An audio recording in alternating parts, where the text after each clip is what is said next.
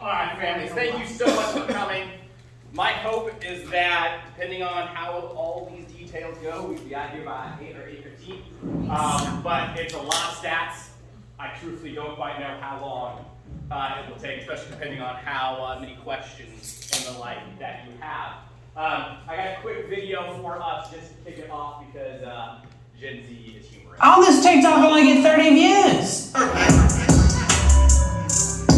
Oh, that was a banger. Yeah, he stole my charging cable. Fine, dude. So I guess my girlfriend can't text me back because her Face ID doesn't work with a mask on. What? Take it down, dude. Of course I want pizza. Yeah, but if it's Domino's, I don't want any part of it. Domino's is trash. If it's Domino's, I send it back. Yeah, I don't think I'm gonna do online classes today. My hand gets too tired holding up the phone. Did Kyle just say he didn't bring the Takis? Yeah, dude, I'm freaking exhausted. I only got to sleep until noon today. Dude, honestly, I didn't even sleep that good last night. My neck is messed up, dude. 1 pillow is too low and 2 pillows is too high.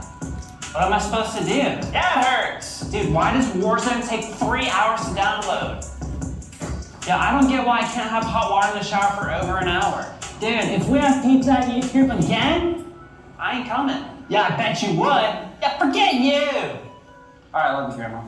Yeah, if my phone battery drops below 20%, I would not apologize for what happens next. Why am I in a bad mood? I don't know. Maybe it's the cold butter I spread on my toast this morning made it red. I can't even go in my own room right now because the maid's cleaning. Gosh! She's a sweetheart, though. You gotta be kidding me. Yo, Mom! The Wi-Fi's down again! No, I'm not raising my voice. You're just far away. No, I'm sorry. No, I didn't mean it. No, I thought there was a spider. Yes, I promise. Dude, only 300 likes? Dang. Dude, Kyle, what even is COVID and why does it suck so much? Dang, dude. I just got a splinter from an avocado stone. Yo, if the Wi-Fi lags one more time, I'm gonna take a cheese grater to someone's ankle. Yo, this paper cut on my phone is killing my Fortnite game. What? Yo, Luke called me a simp? Dude, that's not true. I respect women. No, dude, I hate driving with him. He doesn't have Spotify Premium. And if I hear an ad one more time, dude, I'm gonna lose it, dude. Yeah, I just peeled a pomegranate. I totally think I just pulled my shoulder. Kyle, shut up, dude. Yes, you can pull a shoulder from peeling a pomegranate. I just did it. Nah, dude. I just lost a 700-day streak with Kyle.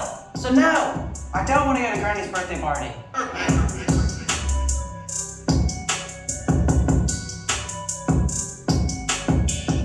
So, my favorite thing that they could use as a real emergency, because I make our teenagers mad all the time, is I ruin all the group chats because I have an Android phone. And it's still, I'm doubling down now. I will never get an iPhone as long as I work with teenagers because of how mad it makes them that I ruin the precious flow of the group chat. And it's my favorite complaint they will ever give me. And so I will keep doubling down on this now and enjoy my Android phone because it makes them so angry that just the blue or green, I don't even know. Whatever one it should be, it is not. And then whenever they like something, they get a ping back that actually shows a text. Yeah. That says so-and-so liked or responded to this text. And it just clogs up their precious group chat so much. So it's my favorite thing. I'm going to pray for us, and then I will read passage for us, and we'll get into it. So let me pray. Jesus, thank you for these parents. Thank you for just these young people that we get to invest in and pour into and raise. Give us guidance, give us wisdom, and just give us clarity for how to best reach out to and interact and raise and deal with these young people in our life. And we pray. Amen. So this is a psalm that I stumbled across that I just want to read for us to start tonight. We will not hide these truths from our children. We will tell the next generation about the glorious deeds of the Lord, about his power and his mighty wonders. For he issued his laws to Jacob. He gave his instructions to Israel. He commanded our ancestors to teach them to their children, so the next generation might know them, even the children not yet born, and they in turn will teach their own children. So each generation should set its hope anew on God, not forgetting his glorious miracles, and obeying his commands. I love students in Gen Z. That's why I do what I do. But the next generation is always challenging and complicated. On your table, you get a sweet swag of a pen I created. But then also, those are things that Barna created that are parent conversation cards that I didn't have time to print out in cardstock. So it looks like a 4x4 grid. But they are questions that you can engage with your teenager, especially after we go through some of the statistics and stuff tonight. It'll help you hopefully get a bigger, clearer picture of what is going on in the life of your teenager. So hopefully those are helpful to you. If you want to write notes on the back, feel free. This is going to be a lot of statistics. I tried to cut out as much extra stuff that I didn't find fascinating, because I figured if I didn't find it fascinating, you all wouldn't find it fascinating. But Barna does really, really, really good work. And so I'm a sucker for anything Barna does. So they did this one as the first Gen Z study back in like 2018. Then actually during COVID, they released a second one with some of the updates from COVID. I just went to a lecture and seminar thing for youth pastors on kind of the full-on faith idea and evangelism in teenagers of the next gen of Gen Z. And then a while back, they did a study on the state of youth ministry. If you want to do any extra reading, Barna is run by a guy by the name of David Kinnaman now. Where's the first one? So the first thing he wrote a while back in the early 2010s was Unchristian, where he just started looking at the breakdowns, probably geared more towards me/younger millennials, but it still kind of fits. Then he wrote You Lost Me with even more updated statistics, probably in the 2015s. The one I haven't read yet, but it just came out, is Save for Exiles. And that is kind of his latest culmination of just what has happened in the last decade and what is the future of the next generation in church and faith. And his idea, we'll talk about it a little bit, but his idea is that we now live, most places, here's a little different because we're still in the South, in what he calls Babylon. And so Babylon in the Old Testament was the idea of the empire that took over Israel, and now you're living in exile. And that these teenagers and Gen Z, millennials and younger, have kind of grown up in a full post-Christian worldview. As a millennial, I was probably 50-50. Gen Z, for the most part, is in a post-Christian worldview, but living in the South kind of changes that a little bit. But now I could go in on both coasts and doing youth ministry.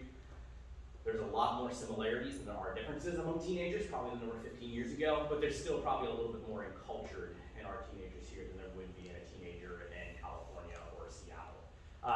So that is just kind of the preface as we get into it. If you have any questions as we go, feel free to raise your hand. I will have different breaks for you guys to talk amongst yourselves / ask questions. I may not be able to answer the question. There's a lot of research in this. So hopefully I can explain it if you have a question about Weaver stuff. So here we go. So Barna engages a lot of different people. As you can see, they talk to teens, adults, youth pastors, and parents to get this information. So before we hop anywhere, take a couple minutes, and I want you to share what you think is actually shaping young people or your teenager today. So take a couple minutes, and then we'll walk into what Barna says. You're talking out loud? Amongst yourselves. At your table. Yeah. Amongst our table.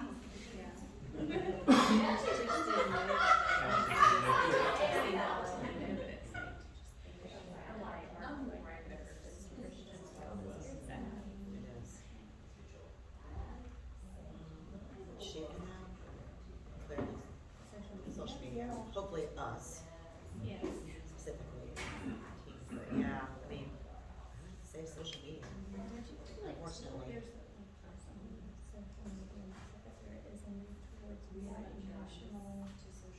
You know, I don't feel like we as teenagers were quite as emotional as they are. We were more concerned about material and that kind of thing. I don't know. Yeah.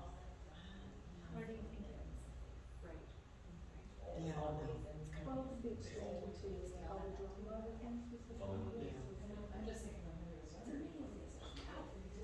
You know, like, there is always strange.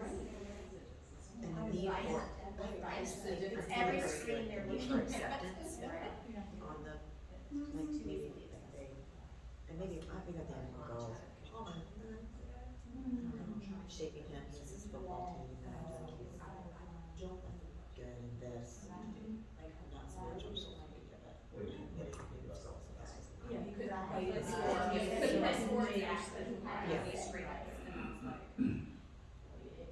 Definitely guys though, I mean, I see Palmer when he's on TikTok and he's like, half the girls are naked, not naked, but they're all like, ooh, and I'm like, what is this doing this wrong? Like, they're all in, I don't know, ugh, I don't know. And I'm like, what the? And then the girls will see it and they think they need to act like that. I'm like, In person. Please. wait up for this. She's 14 or 13. Yes. Yes. Because that's how they were. She watched it, Yes. watched it. No wonder. So hopefully we're shaping them Right. Contact. a little bit and coming here. He's very independent. And he's very content to just. He seems to not miss. Right. I think that's very happy.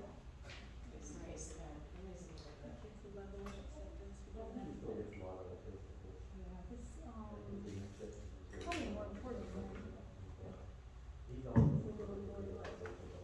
Yeah.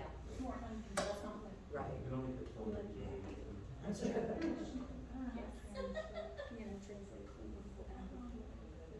Right.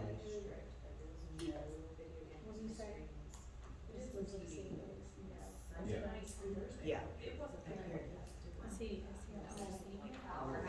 Junior.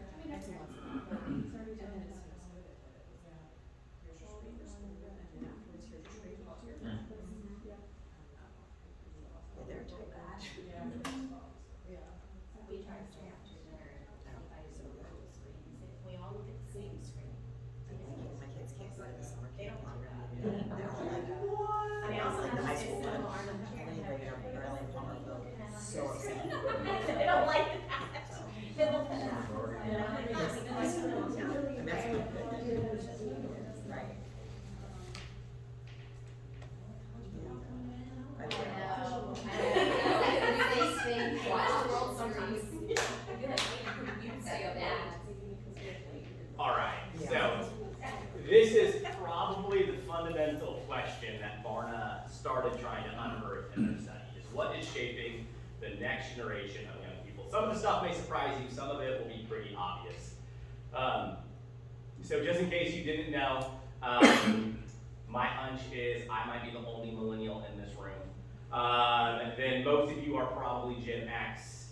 I doubt that there's a boomer in the room. Is there a boomer in the room? So if there's any boomer joke that comes out of my lips tonight, Q, I'm sorry. I work with teenagers, it just comes out every now and again. And there's definitely not an elder in this room, but that'd be great if there was. So just off the top of your head, out loud to me, what are some of the technological differences and challenges that you see today compared to when you were a teenager? It's all there. All of it? The cell phones have just completely, you used to be able to argue maybe teenage Jim was slightly similar. Right. Not anymore. It's just, yeah, so different. For instance, the cell phone has taken all the best human inventions that we've ever had and put it into that tiny little device right there, which has completely changed everything. And I love my cell phone, but I miss the days where I didn't know an answer to something and I couldn't Google it on my phone. Those were wonderful, wonderful days. So the beliefs and values of Gen Z. So this is the kind of stuff they would argue that would shape Gen Z. They found 4 themes inside their research. They are screenagers, that's the fancy term they created. They are extremely diverse. So one of the things you're going to see if you haven't already seen it, and Mount Pleasant is less diverse in some areas, but Gen Z is the most diverse generation we have ever had. And so they are just used to growing up in a world where it is different and people are different. And so the differences that maybe you or I had to experience and wait years to experience, they have already experienced by a young age because it is that diverse. They are career driven. This is very true. true of Gen Z. One of the things that was true pre-COVID, and I'm curious to see how much COVID changes, is that Gen Z has seen me and my generation get loaded with student loans and still be paying student loans off and not be able to buy houses. Now, some of that is because of the generations prior to us and not being able to advance up the ladder. But they have seen us, and our idea as a millennial, our foundational idea was we're going to pursue our passion. And then if we pursue our passion, maybe we can make some money out of it. Gen Z still must pursue their passion, but if they had to choose their passion over working as a plumber and getting a 401k and getting health benefits, they will choose to be a plumber over their passion any day and maybe figure out over time how to get their passion to happen. So they are extremely career driven. It's not even necessarily they want to make money, but it's not necessarily about making the most money. Some of that is just about, I just want to be stable. Because I've seen so many millennials ahead of me who are bouncing around from job to job and still working that like entry-level gig. And so they just want to be stable and be able to do the things that they want to do. I mentioned it earlier, their context is post-Christian and it's global. So obviously technology has made it where we're not just limited now to a region or even a country, but the entire world. So Gen Z is diverse. So teen self-defined ethnicity in the Gen Z survey. So still predominantly white, but if you look at the breakdown, it's only 37%, or now up to 37%, that would be some sort of other ethnicity. I don't think that's even counting mixed ethnicities in that part of the stack. So my question then for you all is, what was the first time, or when was the first time that you remember interacting with someone who was different than you? So I grew up in Southern California. I use this all the time because it's just the water that I lived in. People assume that Southern California was full of whites and Hispanics. I was the white kid on my street, but it wasn't because it was full of Hispanics. The door next to me was Cambodian, the door next to them was Mexican, the door next to them was some sort of Middle Eastern, the door next to them was somebody from Philippines, and it just kept going down. It took about 12 or 13 houses before you even repeated an ethnicity. That was because I grew up in Orange County. You would go to certain parts of Southern California where it would be either heavily Mexican and heavily Caucasian or vice versa, but like it took, I don't know a world in which I was surrounded by people who looked like me. And so that's just because of the culture I grew up in Southern California. But if you probably were born in the 70s in Southern California, you probably knew that culture. But because I was born in the late 80s, by that point it had become so diverse that just by the time I was a kid, that's all I know. And so chances are, depending on where you grew up or where you lived, maybe you had to wait for a while to interact with somebody who was different than you and looked different than you, spoke a different language, etc. But chances are these teenagers, they've hit it a long, long time ago. Even in an area like Mount Pleasant, probably. And so that could be somebody from a different economic status, maybe even a different, in this day and age, how they identify themselves as a gender. Maybe it's even actual ethnicity, country, it could be any number of these things. They are experiencing the globalized world real fast. And so even then the question that I would have you answer yourself is, when was the first time that you actually had a friend that was different than you? And that could be, again, ethnicity, language, or even now in the 21st century world, what type of gender they would identify as. These teenagers, chances are for the most part, from an early age, probably have a more diverse friend group than we could ever dream of back 10, 15 years ago. That's because their generation is that diverse. Because different is expected. And so 39% of Gen Z regularly interact with people who are different from themselves. I'm actually shocked that numbers not a little bit higher. This was also done, I think, about 3 or 4 years ago when they started doing the research for this. So I'm guessing this number is only going to go up and up and up. But it also probably explains different pockets of culture and stuff too, where if you go out to a small town, it's going to take a while before you actually interact with somebody. So now, at your tables, take a couple minutes and discuss this for me. What was your focus as a teenager, and or what goals are you placing on your kid here in 2021?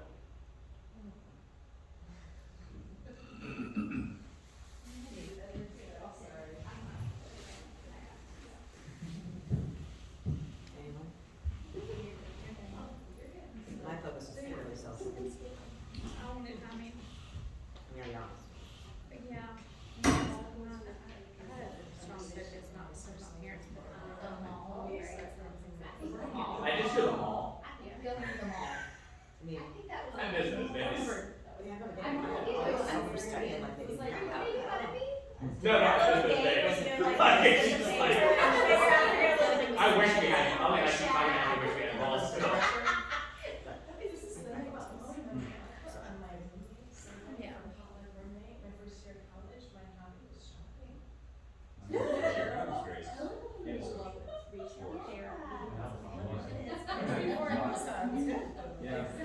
They are. Yeah. Yeah, I think my parents wanted me to first start plays and sits and stuff, but it wasn't like, I don't think I cared that much about Yeah, it, that's so what we like like, my it's friends more there. fun. But I feel like they wanted me to like take it more seriously. I remember them going to my tennis lessons, she's like, yeah, I'm like, oh, yeah. 6 days a week.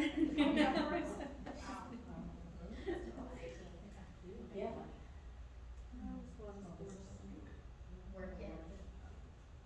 The goals on our kids, I mean, poor Palmer has always been grades. Build up your That's the primary goal. activities for your resume to get into college. I hate to say it, but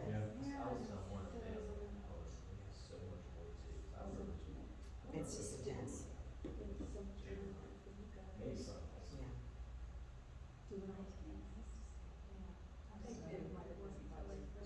As much.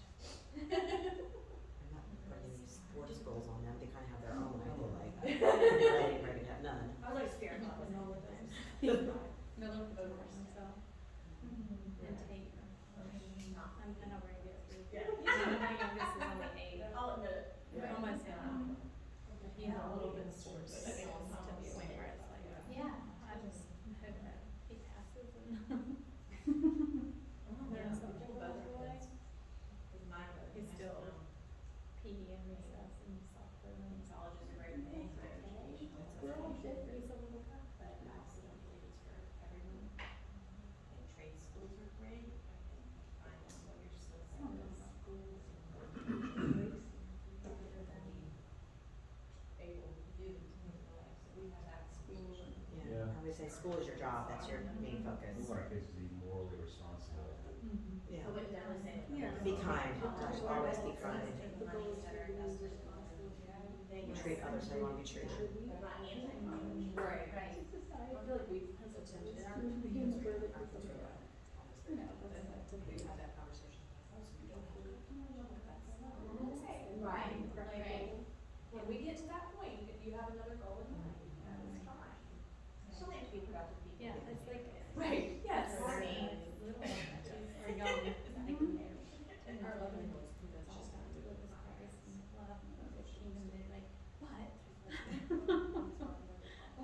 You also have to do this, this, this. I used to say she was So you so don't want to get excited. too much pressure on them, because you hear about kids that like commit suicide, school deadline or whatever, I'm like, just do your best. Goal. You know, just do your best.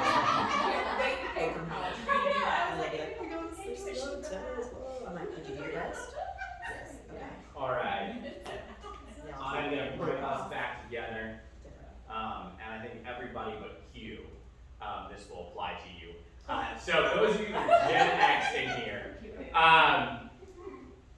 the bit of research that I've discovered with Gen Z and kind of the interpretation of it that they've done, I don't know how much it applies to a context like ours in Mount Pleasant. It's a little bit more well off, and a little bit more successful than some areas. The general theory that Barna and others have come up with of why Gen Z is so career focused and goal driven is because most of Gen Z, not all of them, but most of Gen Z has parents that are Gen X. The going theory of Gen X, those of you in this room, maybe some of you have experienced it, but in an area like this, I don't know how true it would be, is that Gen X got passed over and got skipped. And so that Gen X didn't get handed the baton of leadership, Gen X didn't get handed the baton of taking the rise up the corporate ladder. And so that boomers have held on to power for so long, or elders have held on to power for so long, is that Gen X has gotten skipped over, and that Gen X parents don't want that to happen to their child. And so therefore, while maybe you guys grew up without the pressure of success or the pressure of go do the best thing ever, is that now, because you want the best for your child as a whole, you have taken that and flipped it because you want to make sure your child has the chance to be fully set up for success when they graduate from college. I don't know how much that applies in our context, because I feel like in our neck of the woods, there is more successful. But at the same time, if you think about a lot of the corporations, they're definitely not getting led by Gen X. And chances are when leadership transitions happen, they are gonna get transferred from a boomer or an elder to maybe a millennial, if not somebody in Gen Z. Like, even us millennials might wind up getting skipped depending on how long some of these older people take power or hold on to power. And that's not something that used to happen generation past generation past generation. And so part of that is the nature of people working longer, living longer, being healthier longer. And so somehow the theory is that X is putting the pressure on Gen Z so that Gen Z won't have that happen to them, which may be important or may naturally happen anyways, because if things skip right, it may not have mattered. But that's one of the theories that some statisticians are going with. Which is why that you would see in Gen Z that 66% of Gen Z would say that their future goal is very career driven, that what they care about the most is finishing their education and starting a career. For walking with our teenagers here, this could be a sign of our parents, this could be a sign of Wando, because Wando, God bless Wando, I was able to get into the graduation last year, and they bragged that the class of 2021 took, I think, 25 extra credits than was necessary to graduate from high school, and the average GPA of Wando was 3.9. And that just went, okay, well that explains what I've seen, but that's just, those numbers blew me away, because I'm used to seniors having margin in their schedule, and very rarely do our seniors have margin in their schedule.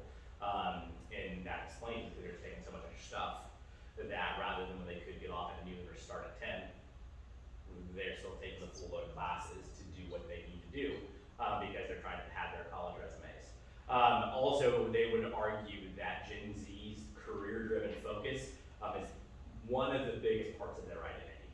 And so who they want to be or what they want to do is one of the biggest things that forms them and shapes them that they identify with, because success is that high of a priority to Gen Z. So if we were to look at this smaller graph here, so Gen Z would say that the professional education achievement is super important. I'm colorblind, so I can only read these different dots so well. But if you look on the slide, there's a different breakdown between how Gen Z, millennials, X, and boomers would actually describe it. And if you kind of notice, it does go starting with Z at the highest and works its way down, and boomers and X are kind of interchangeable with certain numbers. And so hobbies and pastimes are important to Gen Z. Gender and sexuality is way important to Gen Z. What's fascinating is that boomers are actually second on that one. So I'm curious what, like, if it's the, because I'm guessing it's completely different ideas on gender and sexuality being important. But millennials and Gen X were kind of more in the middle.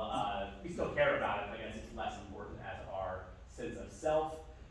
Groups of friends, I mean, my hunch is this is just a result of the age, because I think all of us would argue that friends are important, and or all of us would argue when we were teenagers that our group of friends was important. So my hunch is that just stands out way above the rest of the numbers, because Gen Z is a teenager right now, that's when they talk to them. Family background says upbringing. I don't quite know what to make of this one, because it's really high with boomers. X and millennials are the same, which makes sense, but then Gen Z is only 34%. Is that because so much of Gen Z has grown up in a split home? Or is that just, is that because for them it's their friends are more important, or culture as a whole and the world shaping them than necessarily their family or their background? Religious beliefs of Gen Z is actually tripped up from millennials, so good on them and good on you. And the boomers still really high, of course. Race and ethnicity. This is pretty steady, but that's not a huge form of sense of self. Region they're from is super tiny, so where you grew up, where you live. Social economic class, that's about even across the generations. And a political affiliation, I mean, probably about even, but millennials, we like to jump the pot up on that one apparently. And so sexuality is super important to their identity. This is the tricky landmine to walk with Gen Z all the time and in all ways. 12% of them would describe their own sexuality as something other than heterosexual. There was one stat that came out a few weeks ago that was a bit biased with how it was studied and how it was written at one point, but it was the idea that supposedly 1 in 3 practicing Christians who are Gen Z or millennials identify as LGBTQ+. If you look into the research and how that was actually written, the way they wrote the questions were kind of just, well, do you care about these issues? Check the box. But then they took it and used it to say 1 in 3 practicing Christians are LGBTQ+. But in Gen Z, on my hunch is now this number is higher than what it was a few years ago when it was taken. Because even in our own families and stuff here, I can think of the ones I've had conversations with around this topic itself, and it might be in that 12% range, it might be higher. 37% identify gender as central to their sense of self. I think this is fascinating because my hunch is chances are if we were to go back, that would have been higher through generations, and I think it's part of the whole cultural soup we are living in, where gender is now fluid, and so Gen Z being a dude or being a female does not mean as much to them as it probably meant to us as teenagers. Just a hunch, but I'll let smarter people figure that one out. 43% identify with professional educational achievement is important to their sense of self, like we talked about. I mean, that is just so central to who they are and what they want to be. 34% family and/or religion. Like I said, those numbers are actually growing from previous generations. 30% say gender is how a person feels, not their birth sex. My hunch is now that's probably grown as well too in the last several years since the stat was taken. And so if you are interacting with teenagers and their friends, things get complicated real fast. At the same time, God bless social media and Instagram. The moment Instagram added pronouns to the profile, it completely made things a lot more complicated. Whether it's students making fun of it or students now affirming it, Gen Z is a tricky cultural landscape of trying to walk the line between one thing or the other, while Gen Z and students are still figuring out who they are and what they want to be. But gender, that question is not going away, unfortunately. 29% know someone who has changed their gender identity. Again, my hunch is this number is now larger. This is, again, another complex thing. I don't know if change means they have simply just like decided I'm a male and I want to be identified as female. I'm assuming that's what it means. Because I doubt 29% of teenagers would say they know somebody who's gone through an operation. But maybe, I doubt it, because that's of teenagers who've actually gone through an operation like that. One of the stories from Washington that Ellie and I still have, that we didn't seek out to do, people were freaking out one way or the other. There was a girl in our youth group who was identifying as the other gender. And she was supposedly, I forget what she wanted to be called. And people were freaking out, trying to get me to overreact about it. She was like a sophomore. She goes, well, she hasn't introduced herself to me that way, so I'm going to keep calling her Student X, like her female name. And we're just going to keep until she tells me anything. Otherwise, we'll worry about it later. By the time we left, less than a year later, she had completely dropped all those ideas. And so a lot of this is fluid. Some of it depends on how we react, how parents react to things. I mean, teenagers are trying to figure out their sense of self, and gender is part of that. And so some of it may even be a wave of just one day it's this, the next day it's that. And so depending on when you talk to a student and what they're going through, could change how they even answer that question right there too. So my big question for you in here is, what did you want to do before you were 30? Because Gen Z has different ideas than that. I think even if I would have argued myself back in 34, so let's go back to 2005 when I would be 19. Nope. 18? Yeah, that's not right. I never would have assumed I would have gotten married at 30. I figured I would have gotten, at one point I thought I was going to get married at 20 because that's the church culture I grew up in. But then I never would have guessed I would be single in my 30s. or almost 30s. And so I think you would argue that a lot of our previous generations had the idea, you can't really see it, that we would be married and or have kids before 30. But if you look at Gen Z, that's like nowhere near their radar. And so Gen Z, the idea is 66% want to finish their education. Usually if Gen Z's talking about that, they're not talking about undergrad. They're talking about the whole shebang. Start a career, become financially independent because they've seen so many millennials suffer and or live at home still with their parents after graduation. Follow their dreams, 55%, which is not the same dreams that a millennial would have, I would argue. Enjoy life before they have the responsibilities of being an adult. Find out who I really am, travel to other countries. Then finally down the list at 20% is get married. Become more spiritually mature is almost 16%. Become a parent is 12%.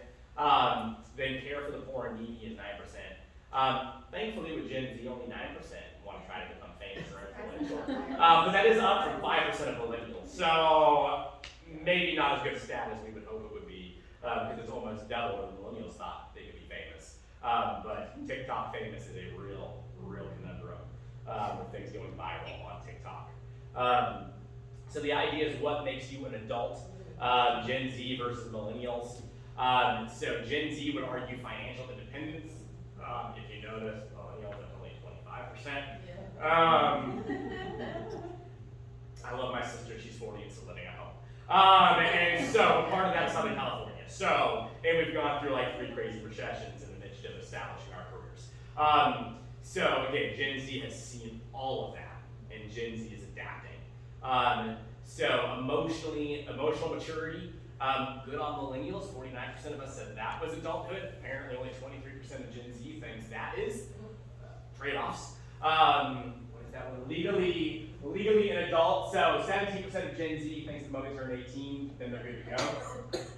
I mean, kind of true, but not quite. Career stability, 6%. Finish education, 4%, which that's pretty even. 0% of Gen Z thinks that getting married makes them an adult. Which I think that's a plus. That's a movement that, hey, you can be single and be an adult, so I'll take that. I think that's kind of funny. Parenthood, 2% though. So you can be single and not be, or be single and be an adult. But somehow you skip it and become a parent. That fully makes you an adult at 2%. So some of those I think are healthy signs, others of those maybe not. Security is a huge thing for Gen Z. I'm going to be beating this home a bit tomorrow with at least our high schoolers about security and what Jesus says about security tomorrow night. But 51% say that happiness is their ultimate goal in life, which, cool, great, not bad. But happiness looks like this. For 43% of Gen Z, it's success. For 20%, it's family, 23% is education, 8% is spiritual, 6% is health. Again, you're going to keep seeing success in education so high up on the list for Gen Z, probably more so than a lot of generations. It's probably on steroids in our neck of the woods. So Gen Z's context is post-Christian. There's just no denying that and no getting around that. So how do these little dots work? So the categories of U.S. adults from 1996 to 2016 that would identify as one faith or the other. So evangelical is still technically the highest, but it's been dropped now. My colorblind eyes can see. No, evangelical is the lowest. Lowest. Yeah, evangelical is the lowest, is what I thought. Okay. And everything has been kind of growing, but they also break up born again and evangelical. Yeah. And so this is where some of these studies get really confusing too. And all other Christian, whatever that, so Catholic, because all other Christian is still up there, so I would assume that means Catholic and non.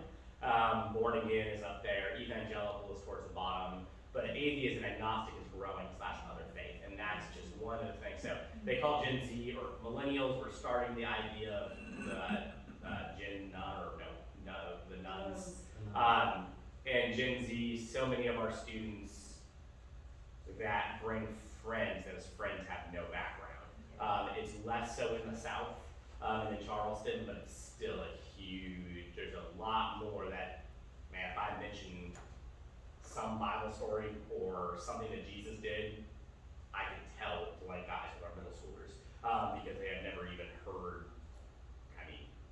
the most basic Bible story, which is one of the things that living on the West Coast taught me, and so I always explain everything.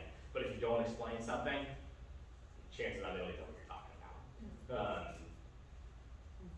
So now 34% of Gen Zs would identify as atheist, agnostic, or none.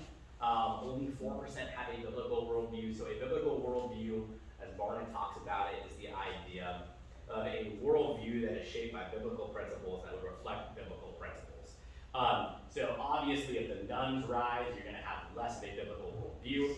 A lot of that, biblical worldview didn't mean a whole lot because it just meant it was cultural, and so it was in there so people knew it even though they weren't practicing it because our culture was quote unquote more biblical back in the day.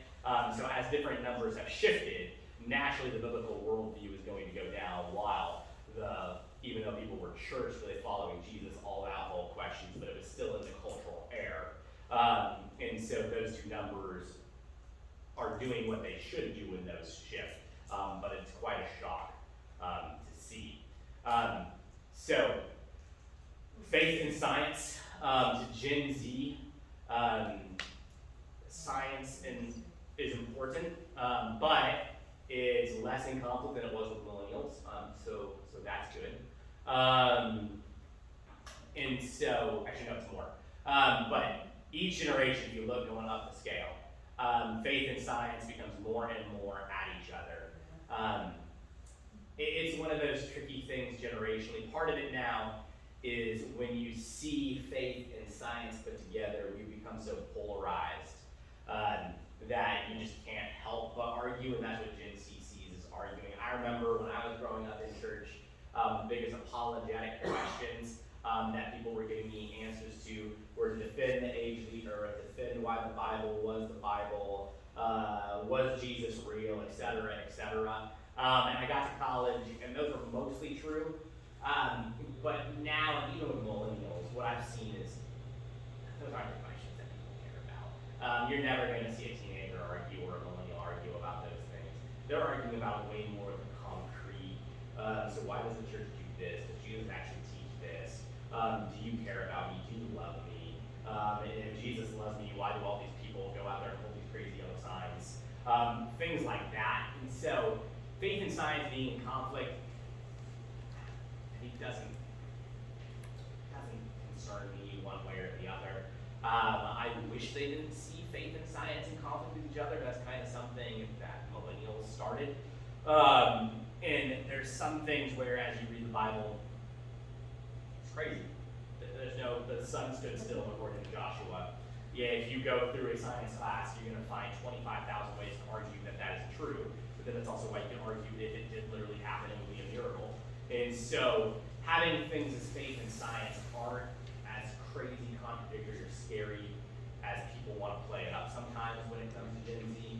The biggest thing is helping Gen Z understand that if there is something in the Bible that quote unquote goes against science, well, that would be why it'd be a miracle, firstly, because leprosy shouldn't get healed, you are correct. Or things like that, but that's what makes it a miracle. But then some will start to argue if they still want to go down that road, well, that's what makes the Bible unreliable, that the Bible truly couldn't be, depending on which hot button word you want to use, inerrant or infallible. I don't like the word infallible, I like the word inerrant, because infallible implies that every period had to be in the right place. And so I like inerrant because it just kind of means the whole, that everything is exactly how God wanted it, the way that God wanted to it. If there was an error in it, God wanted that error in it. And so, but people will get in the hot button fights about infallible and errant, but I think with Gen Z, inerrant helps a lot of if there is something that goes against science. It means they don't have to throw the baby out with the bathwater, because if it was infallible, there was an error in science. Then, well, all the Bible must not be true, so Jesus is a joke, I'm going to toss it away. And that's kind of some of the stuff to help Gen Z wrestle through with faith in science. So, this is from an 18. Does science ever make you question your own beliefs? Yeah, like the stuff we're learning in school today, not only evolution, but other theories like how the world came to be, that definitely makes you question it because they're scientists, they study this every day. in the end, I'll still believe in God, but I can't totally ignore it. It's there. I learned it in school. There's nothing I can do about it. Like I said, I used to be able to give the greatest response ever to a 7-day creation. A professor wanted to quiz me on it. I don't know how much it matters anymore in the 21st century, especially with Gen Z. Younger gens doubt the Bible's impact, which again, if the biblical worldview is going to be going down, this just makes sense that it's going to change as well too. So the effect of regular Bible reading on politicians. So some would argue that politics would be more civil, or politics would be more effective if there was more of a biblical impact or the effect of regular Bible reading of politicians or on politicians. So of course, older generations think very strongly of that, and then actually the millennials, it starts to shift down of our trust in how much that would actually change things. A snapshot of the Bible in America. So the Bible contains everything a person needs to know to live a meaningful life. So again, if you notice the numbers, they start going way down as generations go down, but also there's the idea of practicing Christians versus all of America. And so even a practicing Christian, Barna would argue, is not just somebody that sits in a church pew, but it's somebody who is actually, I think, going several times a month, involved in a small group. Like they had a pretty detailed explanation of what a practicing Christian was. So for a teenager, 41% that just are in America would say, yeah, it's meaningful.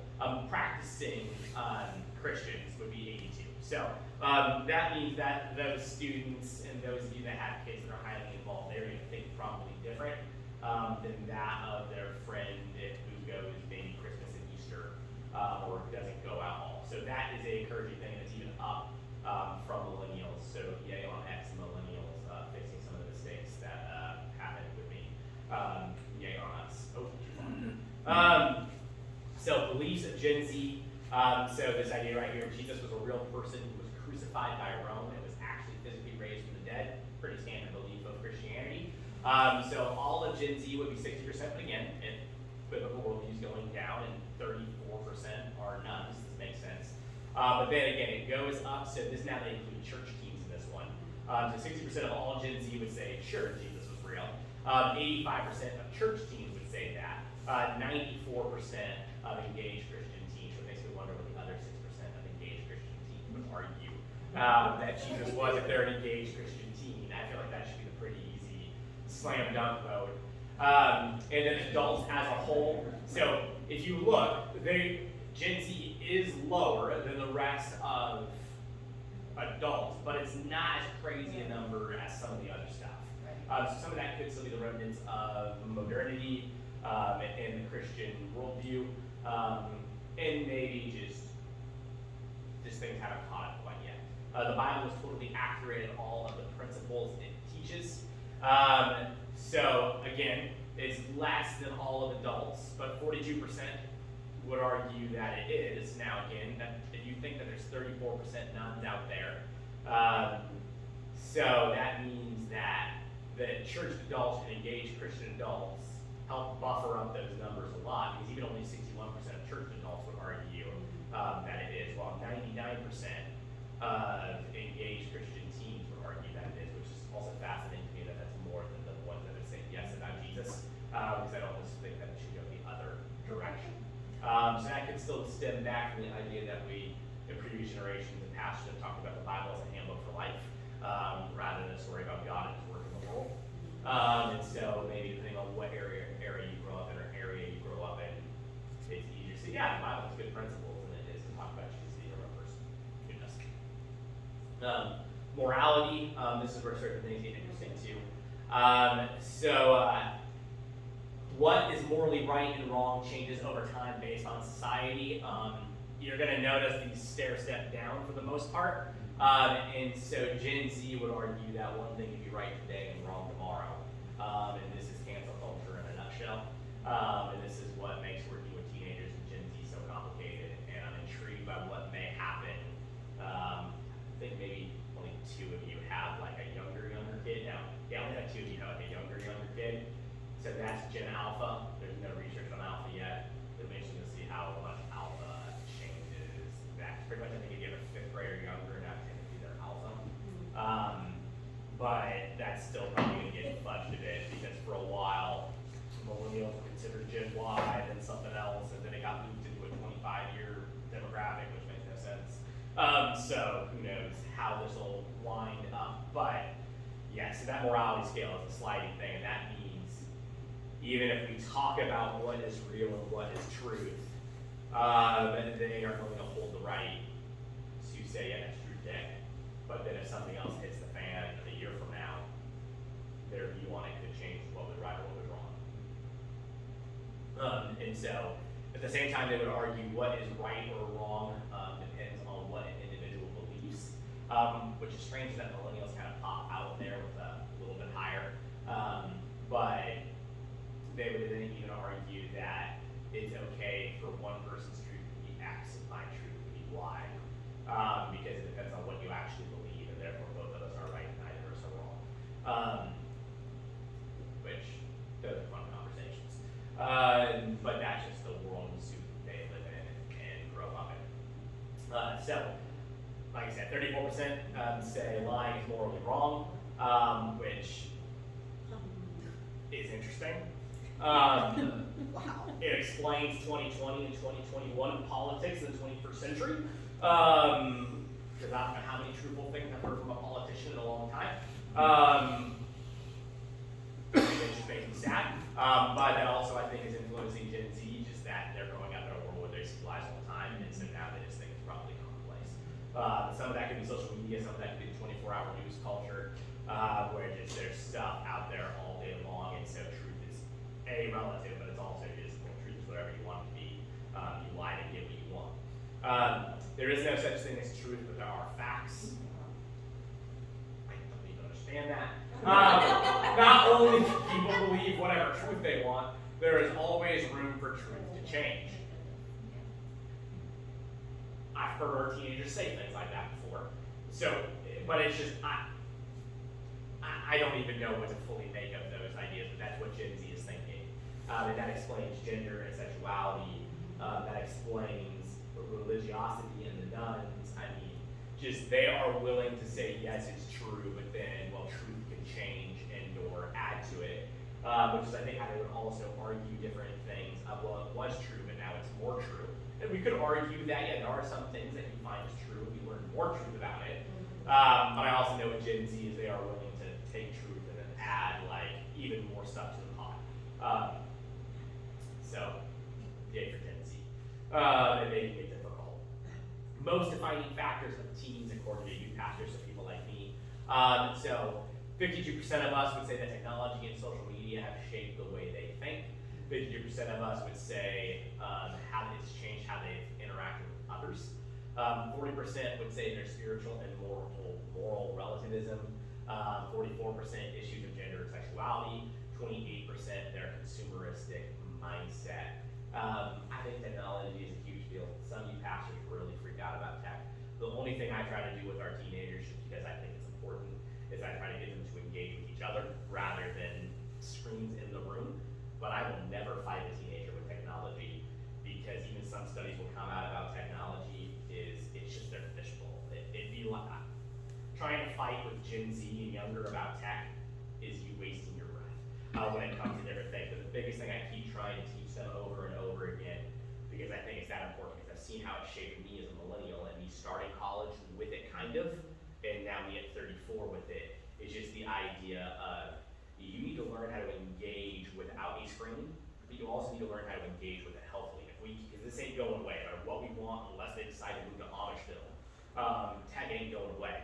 And so our job should be to teach them how to use it faithfully and use it wisely, rather than trying to fight it and get mad at them over and over again for how they're using it. But part of that also then means that we as the older generations should demonstrate how to use it healthily. And even unfortunately, there's so many adults that I know that don't use it healthily. And I was doing really well with it pre-pandemic, and then the pandemic hit, and I threw away my own rule for life about how I was going to treat my phone, because, well, all I could do was talk to people digitally, and I'm still trying to work back from it, of where I wanted to leave my phone outside my room and not use it after certain hours. any of you in this room, if you ever try calling me on a day off, I probably won't answer. And so it's important to leave a voicemail or a text. And then I'll look at it and decide if it's important and get back to you. I try to teach teenagers this all the time. I never get a actual verbal noise notification on my phone, because I still get the stupid phantom vibrate in my pocket where I think there's something going on that I don't need it. But I try to disable all the notifications on my phone, because while I need it and I use it and I like it, I know how consuming it can be. And so I do my best to make it where my phone is never the distraction.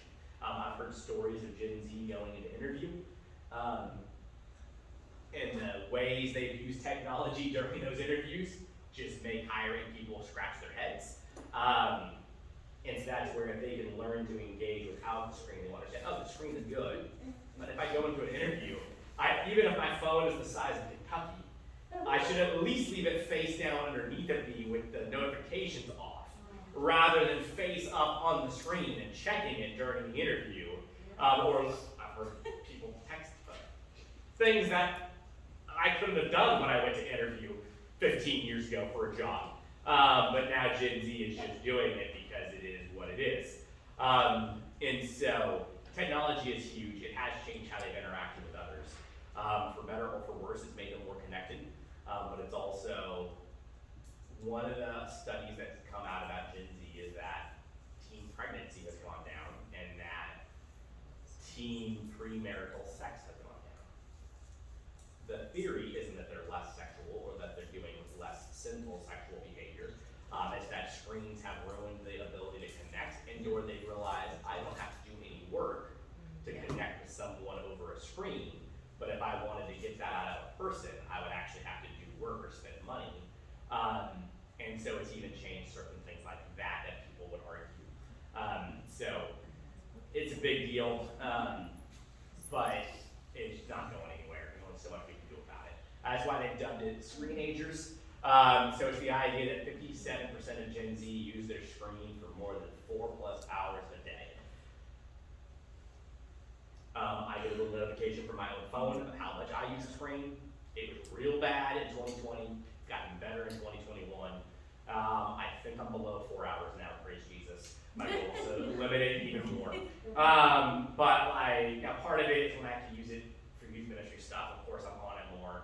When I'm too lazy to bust out my laptop, I'm checking email on my phone. During work hours, not during extra hours. So that influenced the number. So 4+ hours per day could be really crazy, might not be really crazy, depending on just how they're using their screen, because they have to use it for school. That's helping the numbers. But if that 4+ hours is after school, that's a lot of time on a phone when school is done. So then the question that I would have for us, how often do you use the screen? Because how often you use the screen and how often they see you using a screen is going to influence what they think is okay with a screen, because if we are using a screen like crazy, well, of course they're going to use a screen. So Barna included this little picture, which I think is just kind of funny. Once you just stop texting and feed me. Because again, like I said, if all they do is see us on a screen, that's just going to assume what they can do. And so why can't I be on my screen all day? Because I see you guys on your screen all day. It'd be interesting to see how the screen time correlates with how many steps did they take. Yeah. You know, Although a lot of Gen hours Z on will bed, just they only be, did I see them 1,000 walking steps. around and staring at their phone, so, I Yeah. don't know how productive that is, but they're gonna crush into somebody at some point. Technology and happiness, so Gen Z would argue that technology and happiness go together, so looking at other people's posts often makes me feel bad about the lack of excitement in my own life, though. They do feel that like crazy. And so Gen Z 39%, 34% on millennials, 24 and 8. I use this all the time. I was homeschooled, but so it didn't matter anyways. I wouldn't have gone to any parties anyways. But if I would have found out that there was a party or a hangout that I wasn't invited to, I wouldn't have found out until several days later at the least, and or from somebody like in the grapevine. And by that point, I probably wouldn't have cared. But for these teenagers, they find out because the picture goes up, Yeah. and they realize that I thought I was part of that crew, but apparently I'm not a part of that crew, or as tied to that crew as I thought, because how come I didn't even get invited, even though I had the soccer game, I couldn't have made it anyways. It says probably why they didn't invite you, but either way, now all the triangulation, and they are in their heads and off to the races over just what they are missing out on that we would have never even known we missed out on until it was too late, and we probably wouldn't have cared anyways or had any of our feelings. Because young people feel so pressured to post happy things on social media. Most of what everyone sees on social media from their peers are happy things. As a result, they often feel inferior because they aren't actually happy all the time. That is one of the big things to try to teach Gen Z, is that for the most part, nobody posts the really horrible things or the lowlights on social media. A few depressing people do. But very few actually post the lowlights on social media. But Gen Z doesn't understand that because they're just seeing the curated lives. It goes back to the truth. And even Gen Z will constantly be changed. So especially with Instagram, it's less so on some of the others. Probably on TikTok, where you still see likes and stuff too.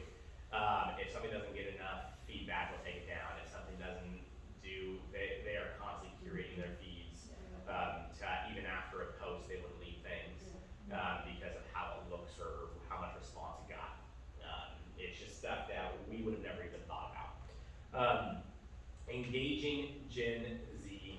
So the idea to help engage Gen Z. So Barna takes all of this down and kind of consolidates it into some stuff. And their idea is they want to help define and develop resilient disciples that can be confident that Christianity's answers to today's about complicated issues. That they realize doubt and honest questions are powerful drivers of faith formation, connect to real life, work, relationships, sexuality, ambition, money, and so on. That is one of the huge things with Gen Z, as I walk with our teenagers, is helping them connect stuff to real life, because it's just, that's what makes it hit home for them. They would argue that we need to stop blaming and labeling them.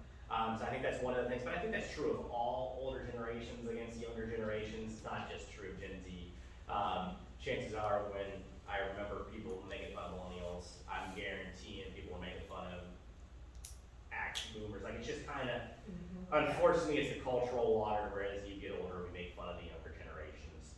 And some of it may be justified, some of it probably isn't justified, some of it's probably just us passing on how we got made fun of, and lamenting about the younger generations. But with Gen Z, the best we can not label them and not blame them for their habits. I think a lot of that comes to the idea of screens.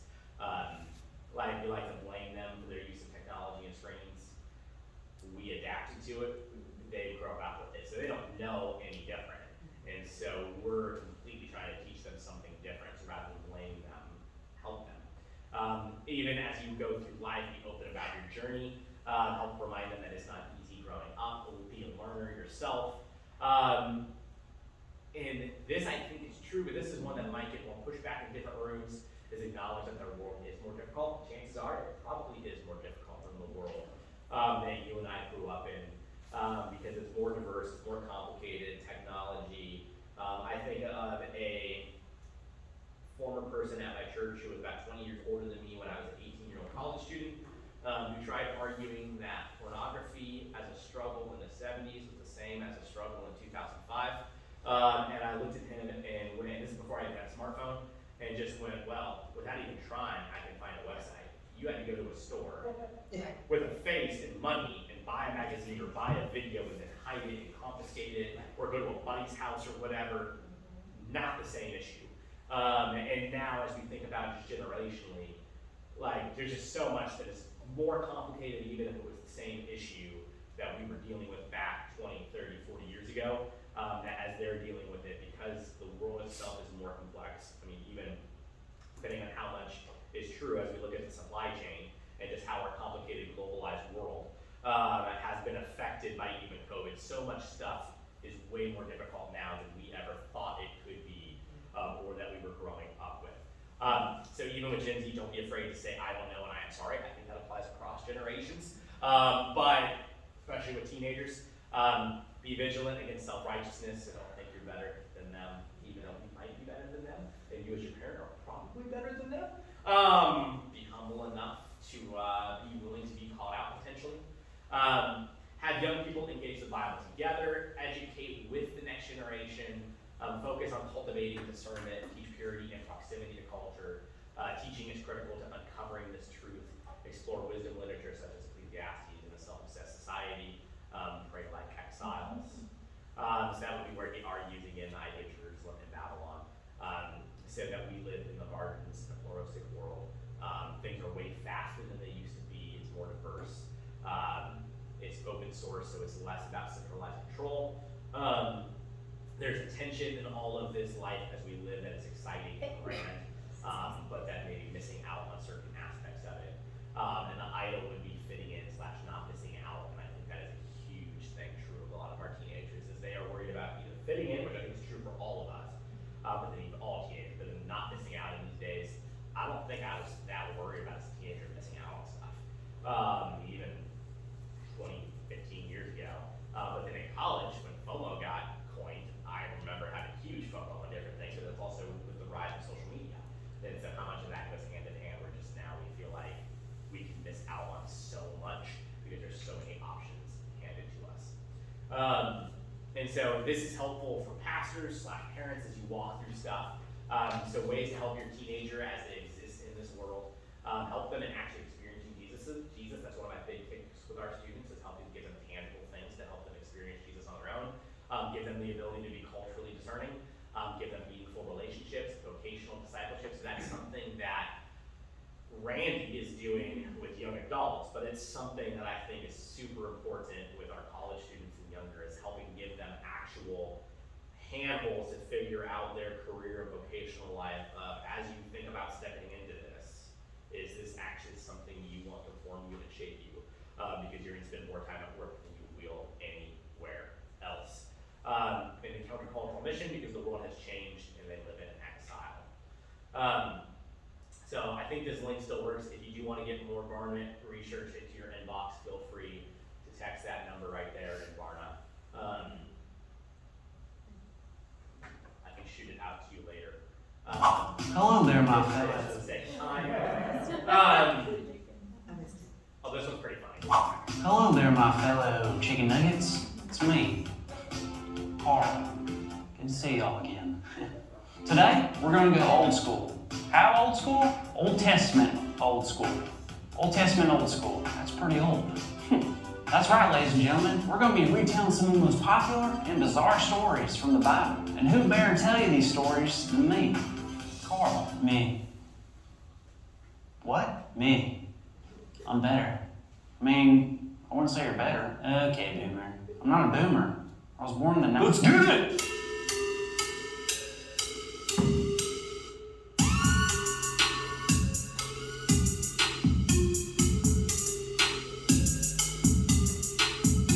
Alright, so here's the tea. A few thou ago, my dude Mo started finally listening to Cat G after seeing his super lit leaf basket. Super lit leaf basket?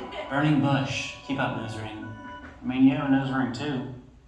So Mo brings his bro A Square to E-Town to help out all the dudes that are in bondage who are straight up not having a Gucci time. But they go first to the boss man, Pharaoh, who, contrary to popular belief, is not fair, bro. Wait, who's A Square? My dude Aaron. Oh, because of the 2 A's. So Mo shows Pharaoh that Cat G sent him. Mo says, yo, let my people go, bro. Bro says no. Mo says, oh. So later, A Square took Big Mo's staff and turned the river into blood, and the water dogs died, and the water became no bueno. Water dogs? Fish. Why wouldn't you just call them fish? A week later, Pharaoh still won't let the people go because his heart is about as cold as my ex's. Oh, wow. You want to talk about it? Yeah, I do.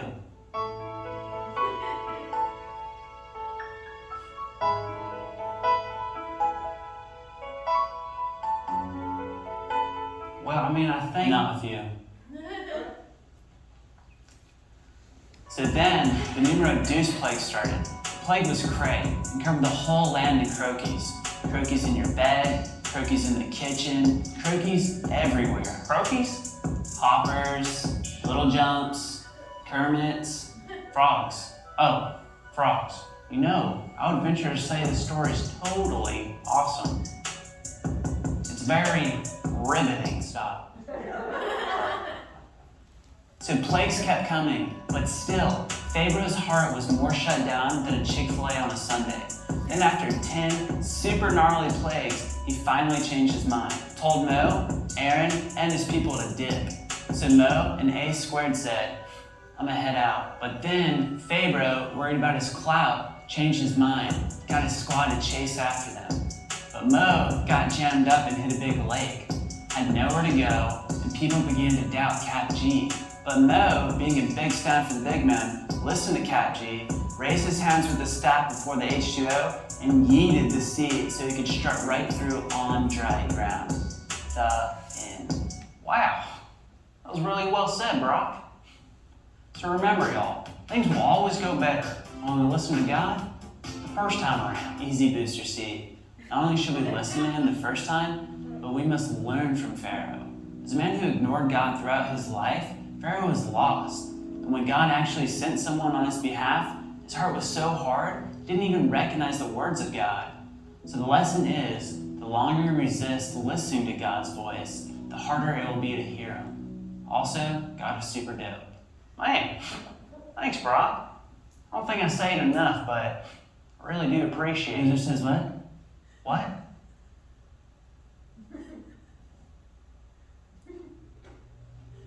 I'm not a loser.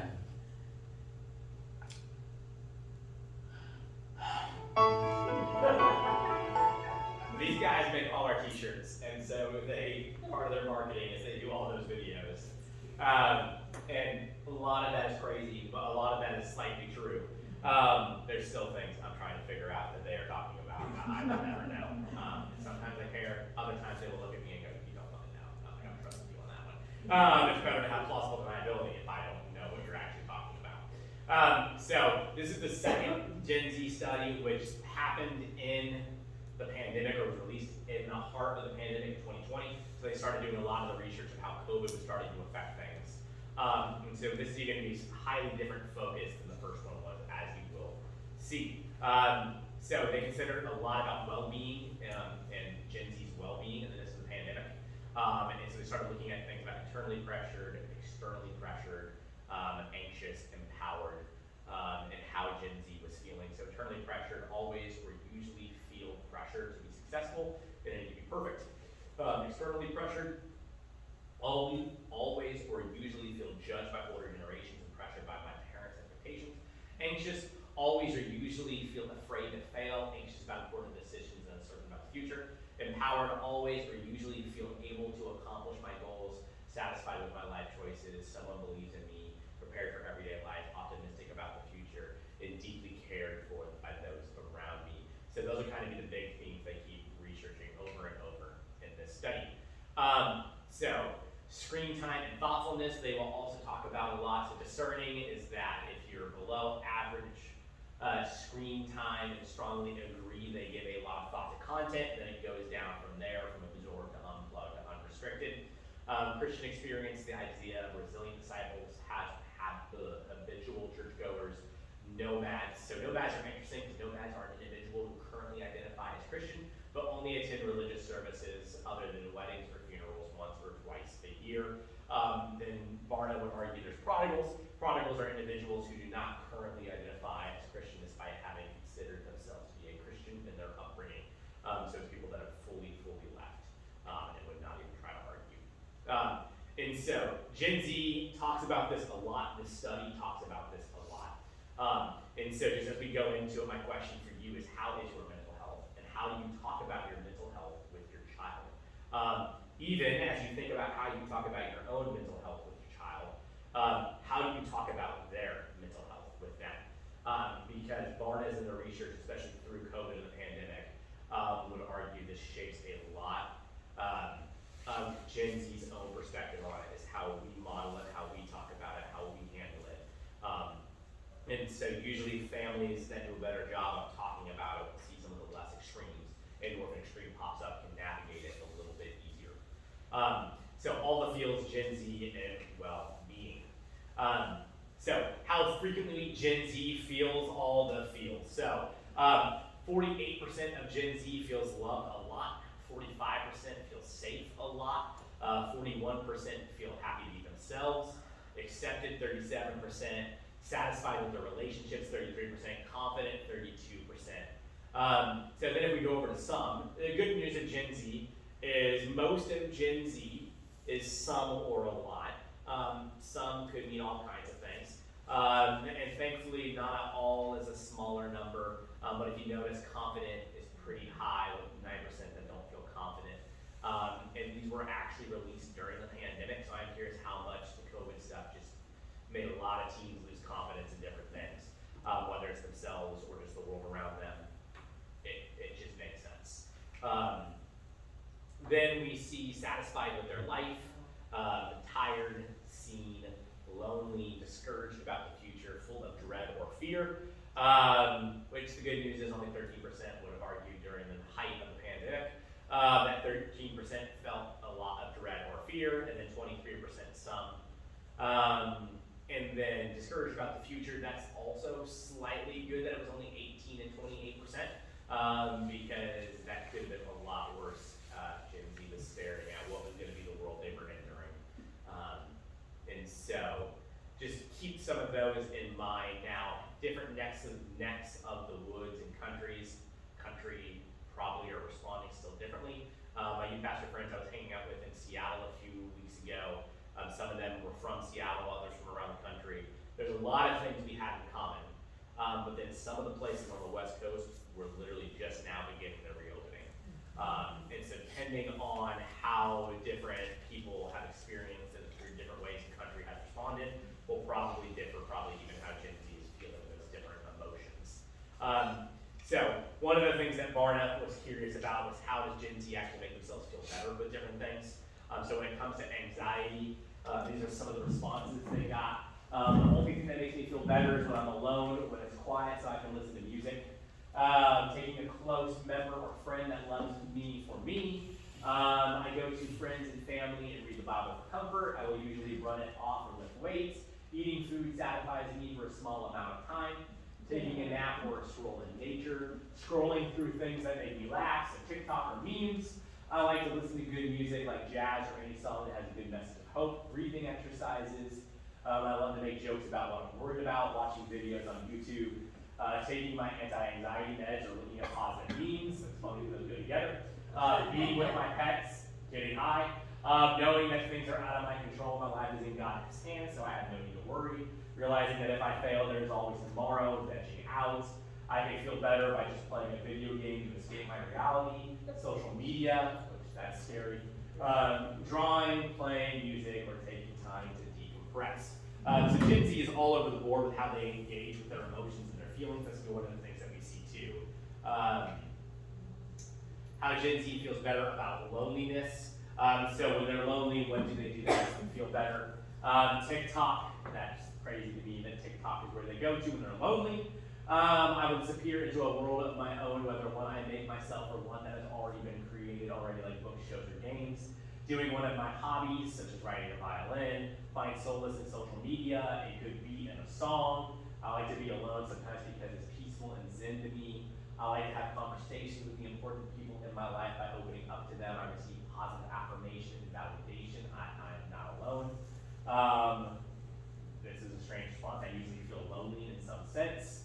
I like to do comforting activities, reading fantasy books, getting on my bike and going for a ride, sleeping until the loneliness goes away, sending memes to my friends, watch videos of concerts on my phone, sitting down to a single player game with a good story, looking in the mirror and saying affirmations, playing with mini pets. With my mini pets, they are my world. So Gen Z handles things in a variety of ways. Their perceptions of success and hopes for the future. So 65% would agree strongly that they hope to achieve a lot in the next 10 years. 34% would argue that their perspective on life tends to be positive.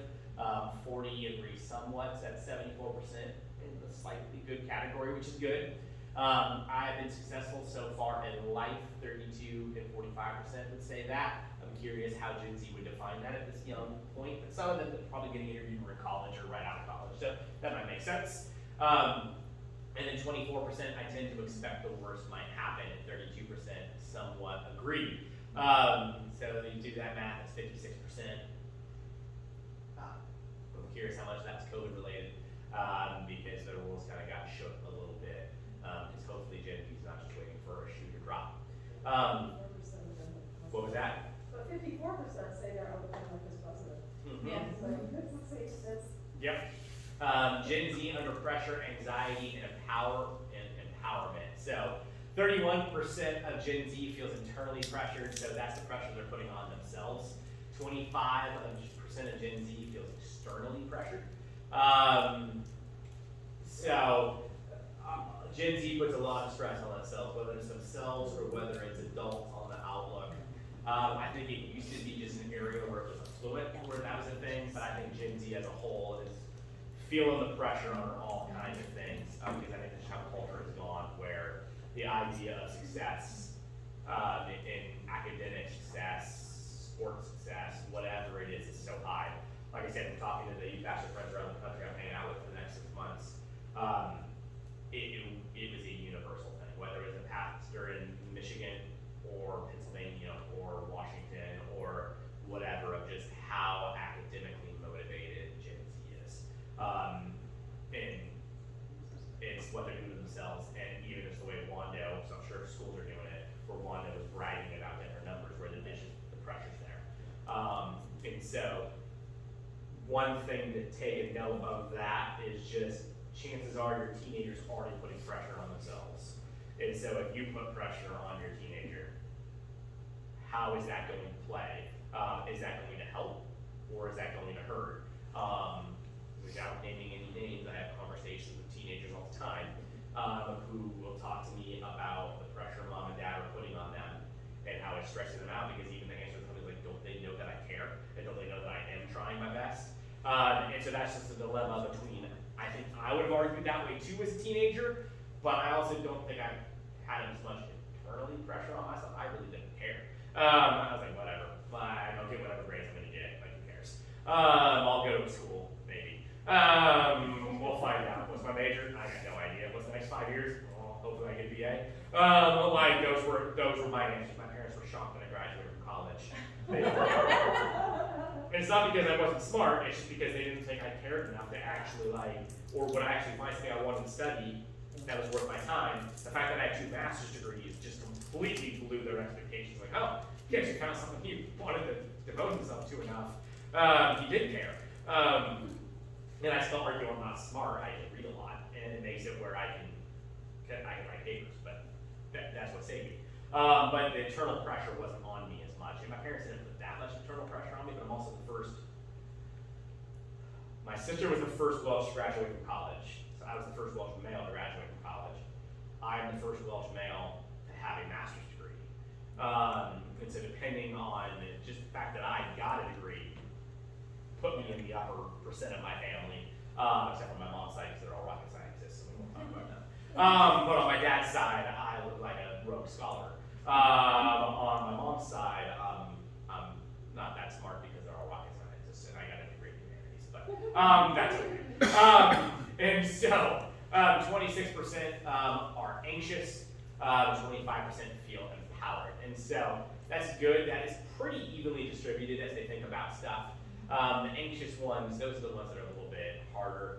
I think of some of those teenagers in our midst, and I see how even when they were anxious about trying things and doing things as a teenager where it's okay to fail, how you could tell they were already the wall clingers pre-COVID, then COVID hit and they turned even more into the quiet wall hanger, I'm just gonna sit here by myself type kid. And then some of them started coming out of it as the world has reopened.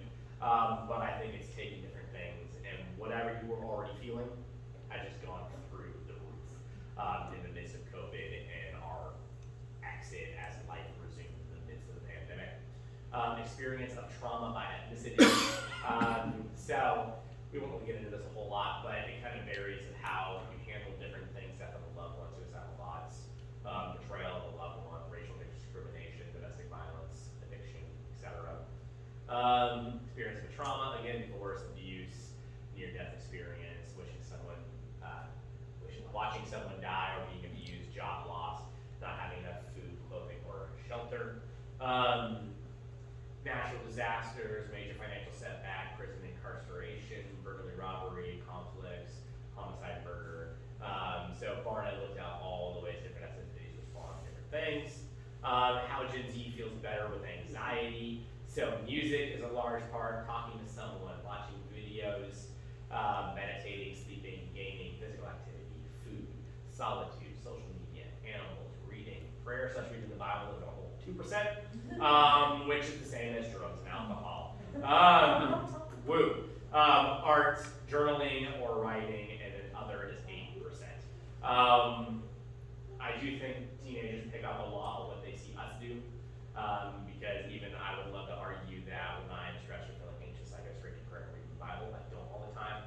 I would be the 5% that is food, and your 7% that is physical activity, where I would either run until I pass out, or go to Taco Bell and or get my berries. Hello, COVID-20. And so how Gen Z feels better in loneliness, connecting with a person other than a family member, connecting with family, music, watching videos, gaming, social media, food, meditating, animals, reading, exercise, creating art, sleeping, relaxing, journaling, or writing. So obviously, loneliness is best cured by people, Gen Z would argue, which is true. So ambivalent screenagers, Gen Z, and devices. So these stats are during COVID. So they probably went up for sure. So the argument would be that teens had 5.15 hours of screen time, young adults 6.7, Gen Z men 5.2, Gen Z women 6.35. So there's an hour difference between Gen Z men and women? Sure. Time on other screens, so this would be not phones.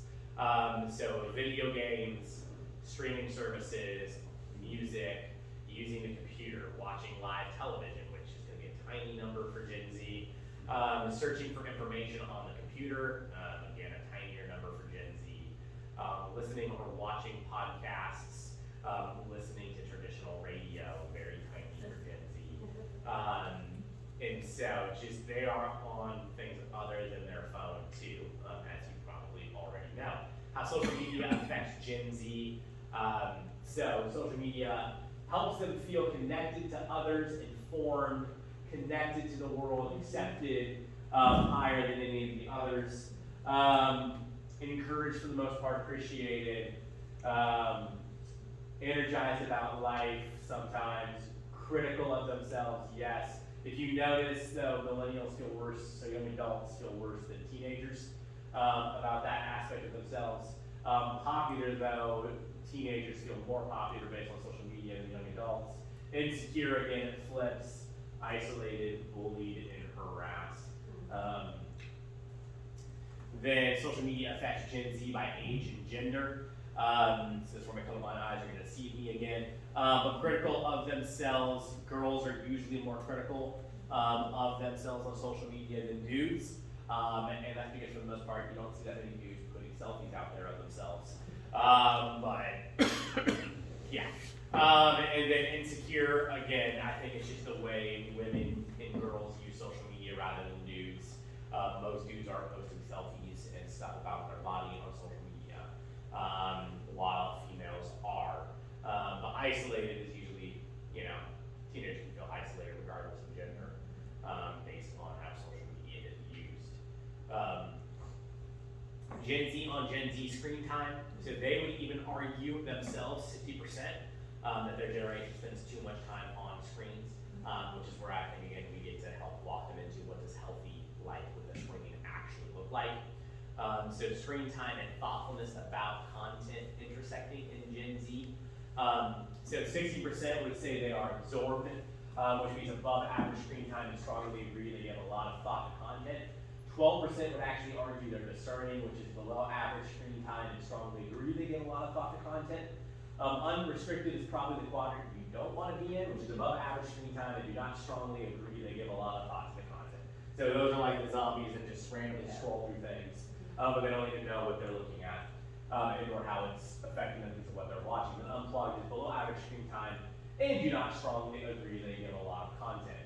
If we could probably push to get our teenagers anywhere, it would be in that discerning bracket, because it means they know how to use it well. Unplug would be good, but unplug isn't necessarily thinking about what they're actually scrolling through. So my question to you in Gen Z, people who care about Gen Z, is how can you help your child become a more thoughtful engager of technology? Because that is the challenge. It's not going anywhere, but how can we actually help them engage with technology more thoughtfully? So emotions, Gen Z experiences using social media. They think they're connected to the world, 26%, connected to others, 25%, informed, 23%, accepted, 20%, encouraged, appreciated, energized about life. What's fascinating is you get down to the lower numbers, the sometimes and never grows. And so some things they feel very connected, which is good. But then as you think about the other things that actually give you life with different platforms or different activities, that flips the other direction.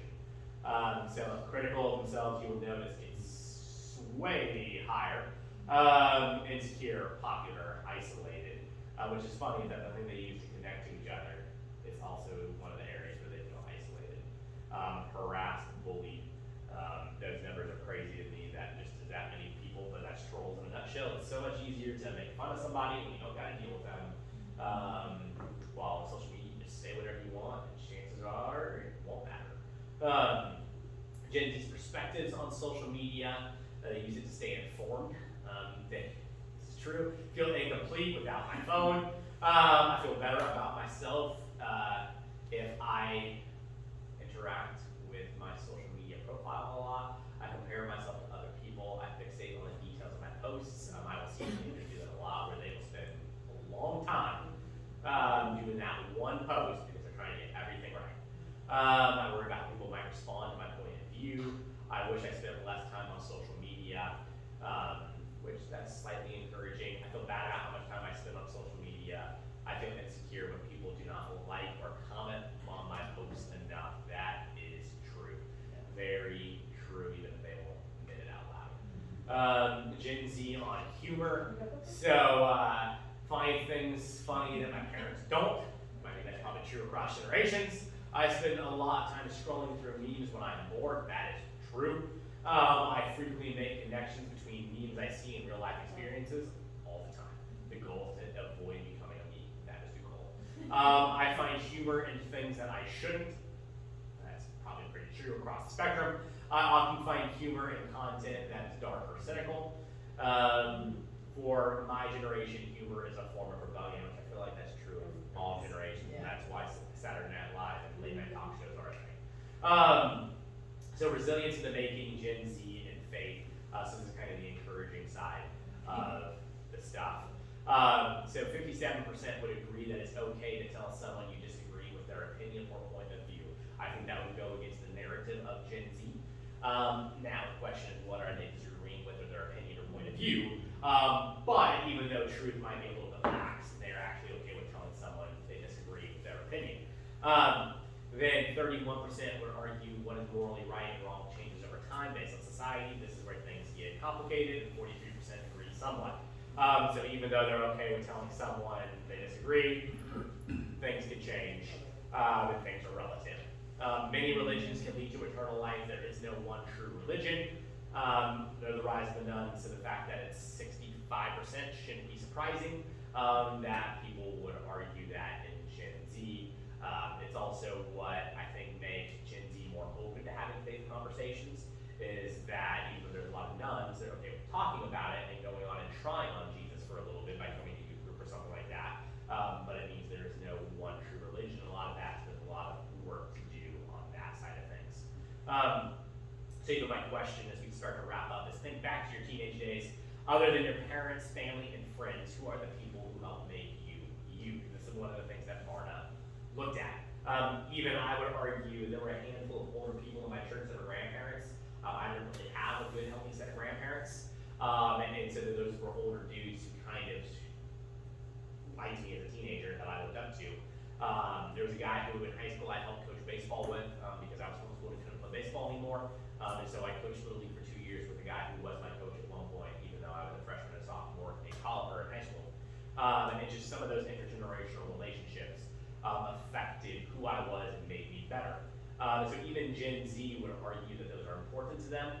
and so they feel valued by the people in their life who are older than them. Older people don't seem to understand the pressure their generation is under, they would argue, though. And that's a pretty strong number, which I think probably applies across generational spectrums as grow up. Those in positions of authority in my life have my best interest in mind. So 75% would say yes to that, which is good. I often look to those who are older than me for advice when I need to make difficult decisions. Only 28% say strongly, which means that they're going to their peers for the most part. But the 45% will bump that up a little bit. But for the most part, they are going to their peers, which is the hard part and the good part of having and learning that as you're a teenager to go to your friends to talk about stuff. 27% welcome positive criticism from those who are older than them, which is good and healthy, and 49% agree somewhat. I mainly trust my own age for insights and advice. That's down from going to only talk about their peers. So even though they only go to their peers, maybe they trust their peers less than if somebody older speaks into something. It's hard for them to feel present with people when they're in relationships. That's, I think, the nature of them being screenagers. I meet regularly with someone who is a mentor to me, so that is a low number. I'm curious how much that's changed across generations. I'm biased because that's what I do all the time, so I'm curious, and that's what I had as a teenager, was I had more people pour into me and meet with regularly, whether they pastor or not, so I am curious how much that varies from generationally in the past. I meet regularly with someone whom I mentor, so that's the idea of them pouring into like a middle schooler or somebody younger than them, which I'm curious how much that has changed across generations too. And so then even my question to you would be to ask yourself, why do you go to church? Because Gen Z is picking up on it. So Gen Z churchgoers, on why they go to church, so they break it down between practicing and non-practicing Christians.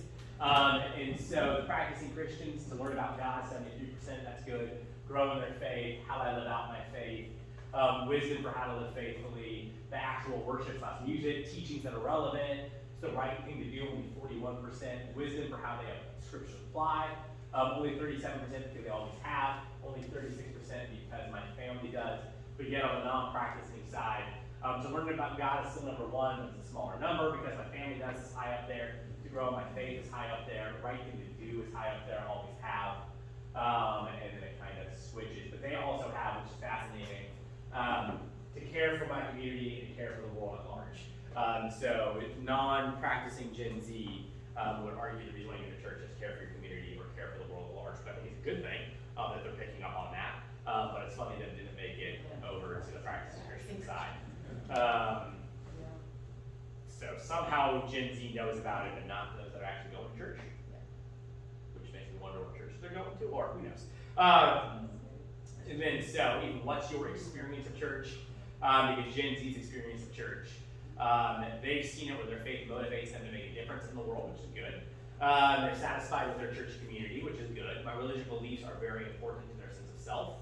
That's good. I've learned what it feels like to be a part of a team at church. That's healthy and good. I am given a real chance to contribute to my church. I wish that number was higher, but it's still better than it could be at 57%. Or no, 67%? Yeah, 67%. I am excited by the mission of the church in today's world. At 67%, that's not bad either. I don't have as many close friends at church as I wish I had. 23% agree strongly. 35% disagree somewhat. I mean, I see that all the time as the reason why kids don't come to youth group or why they don't come to church. And then it's the self-fulfilling prophecy of when you don't come. Of course, you're not going to have closer friends. But it's true. So they would argue too, even resilient disciples and personal screen time. So the resilient disciple gives a lot of thought to the content of the entertainment they use, 87%. While if you're a churchgoer and nomad are the same. If you give a lot of thought to the content of the news you take in, the resilient disciple, 87%, then 81%, and 73%. Even the hours of screen media increases as you go out from resilient disciple to habitual churchgoer to nomad. And so, resilient disciples are Christ followers who attend church regularly and engage with their church more than just attending worship services, trust firmly in the authority of the Bible, are committed to Jesus personally and affirm he was crucified and raised from the dead to conquer sin and death, and express desire to transform society as an expression of their faith. So they have some hard standards for what it means to be a resilient disciple. And so that is encouraging as well. They think it's safe.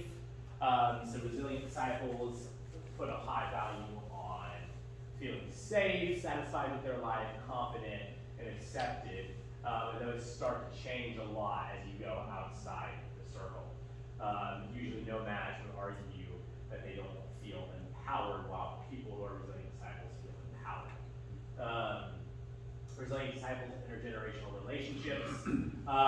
So usually the numbers two, people who are a resilient disciple have more of those intergenerational relationships. Some of that is a byproduct of church in itself, which is good, but it really decreases as you go outside that circle from disciple to nomad. Hi there, you little chicken nuggets.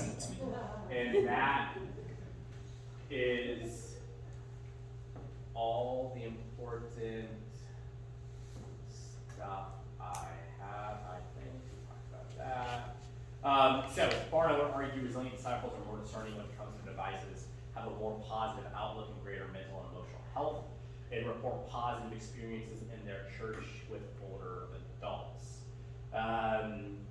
That they're better at cultivating cultural discernment, because managing screen time is important, yet thoughtfulness, discernment, and better practices are even more crucial. Barna would want you to not underestimate Gen Z because they are smart, connected, take them seriously. Old methods aren't going to work, and this is very true of Gen Z. What's also funny with Gen Z is what's old is new. And so there's certain things that you can bring back some of the old school ways of doing things, and it looks like it's brand new stuff to them, which is really fun. Helping Gen Z generate resilience in the face of anxiety and loneliness and the upheaval of COVID are huge opportunities for the church. I would say that's true across the spectrum. It's why I would argue in the crazy way of why God blessed us in the midst of 2020 and the start of 21 and why we are way bigger than we were pre-COVID, is because by the grace of God we were able to step in and meet practical needs of teenagers and show them that we care about them. And that matters so much, I think, to teenagers across generations, but to Gen Z as a whole in the midst of the pandemic. That has meant huge things when it comes to Gen Z. And so my thing for you as it is 8:23 is to think about is a lot of information that Barna has out there. If any of you at some point in time want to be a glutton for punishment and borrow any of these fantastic studies by Barna, you are more than welcome to. But my hope for you is that you get one or two ideas about your teenagers tonight that you can use and take with you.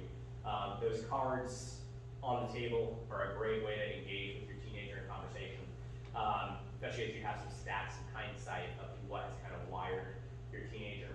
No teenager is the same. They are all different. Statistics only do so much.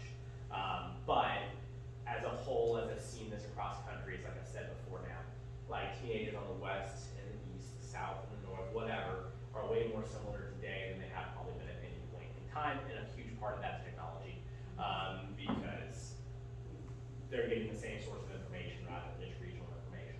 And there's still regional differences, by no means are they just a blank slate of sameness. There's still regional differences, but the regional differences are more niche or smaller shades the same, rather than actually paints a different picture. And some of that is really good, some of that is really bad. It makes certainly the teenagers a lot harder to figure out, because while maybe we're watching one thing, they're watching a completely different thing. And then maybe they'll say something to our face, but if we actually look at the right social media feed that they're posting, they're saying something completely different. And they are really good at curating their life, really good at knowing who to be in what room. And so it is really tough to tell sometimes what they're actually thinking. The amount of teenagers I know with multiple social media profiles is through the roof, and I still probably don't even have a real one, because that's just how much they curate it to make sure what's out there is what's out there. And part of that is just them, part of that is them trying to figure out who they are. But there's so much that shapes Gen Z, and we can't change who Gen Z is. We help them become better in who they are. And that's what we need to do as parents, when we get partnered together and do.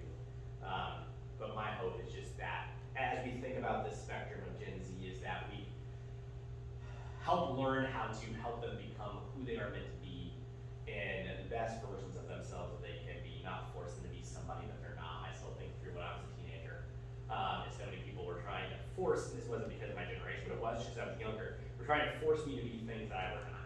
I think back to, and I got mad at somebody downstairs who's getting mad at a student for wearing a baseball hat inside kids ministry as they were helping hang out with kids because hats weren't appropriate for church. And as a teenager, telling that to a middle schooler, and I just went, no, like, don't, no, like they can wear their hat in church, like because I was that kid getting yelled at for wearing my hat in church at a old study church. But I wore my hat everywhere. As soon as I would get out from school, my dad or my mom would be waiting for me and handing me my baseball hat.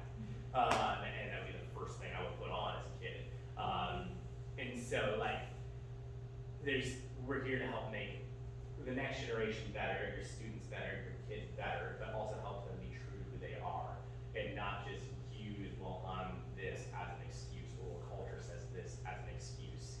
But hopefully, with the information and the details, we can help curate them and point them in the right direction, actually help them think about, okay, so if all your peers are doing this, what is the reasoning behind this? And just because your peers are doing it doesn't mean that you should do it too. But also, okay, maybe there's something to what your peers are talking about, and being willing to listen and learn, but also being able to go, okay, like that thing about truth just morphing and changing. So let's talk about that one because help me understand what you think by that, but then also at the same time, can things really, like, truth really change? And so, think about a couple of things you can take away tonight, and I would pray for us. Thank you so much for giving me your time. I knew that was a lot of stats. I mean, I talked way longer than I thought I was going to talk. So let me pray for us. And yeah. Jesus, thank you for just this generation and how you're shaping it. Thank you for some of the encouraging signs that you are showing amongst Gen Z compared to us millennials and how you're starting to right the ship. I pray that you just help this generation encounter you. I pray that you give these parents and help them know how to navigate conversations and navigate changing worldviews and changing principles and changing values that they have to interact with on a regular basis as maybe their students and their teenagers go to their friends when they go to them. Give them guidance, give them wisdom, give them grace on this journey, protect them, and just help them to be the best versions of themselves that they can be. In your name we pray. Amen. Thanks, Jonathan. Thank you, guys. Don't say anything crazy yet.